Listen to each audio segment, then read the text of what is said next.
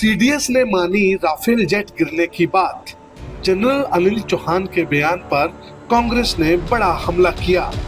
जी हां, आपको बता दें कि कांग्रेस पार्टी ने सीडीएस अनिल चौहान के उस बयान को लेकर केंद्र सरकार से सवाल किया है, जिसमें उन्होंने कहा था कि महत्वपूर्ण ये नहीं कि विमान गिराएंगे, बल्कि ये है कि वो क्यों गिरे।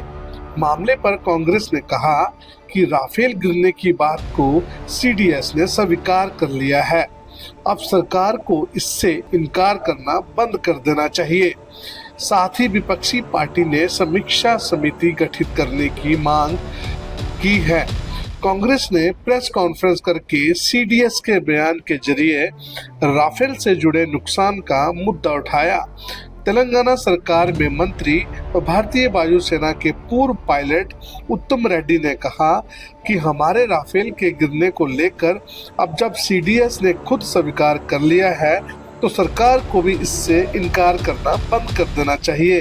कि ये वही बात राहुल गांधी ने कही तो उन्हें निशाना बनाया गया।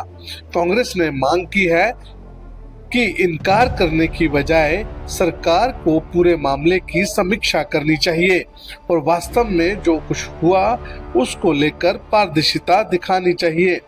कांग्रेस ने ये भी कहा कि भारतीय वायुसेना के प्रमुख air chief marshal AP Singh ने फाइटर एयरक्राफ्ट की डिलीवरी में होने वाली देरी को लेकर जो बयान दिया है वो वाकई ही चिंताजनक है।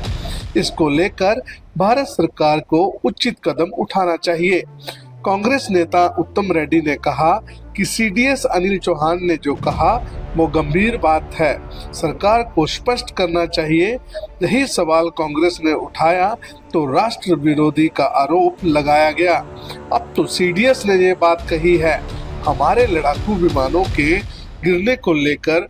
अब जब सीडीएस ने कहा, ऐसे में सरकार को पूरे तकनीक की समीक्षा करनी चाहिए। उत्तम रेड्डी ने कहा कि किसी भी सरकार को पारदर्शी होना चाहिए। गांधी परिवार ने देश के लिए बलिदान दिया है। हैरानी की बात है कि हम पर सवाल उठाए जाते हैं। अपने वायुसेना पर गर्व है, हमने पाकिस्तान के हवाई अड्डे को तबाह किया, लेकिन जो हमारा नुकसान हुआ वो भी सामने लाना चाहिए। इससे मनोबल पर कोई फर्क नहीं पड़ता। हम इस पर कोई सियासत नहीं कर रहे हैं।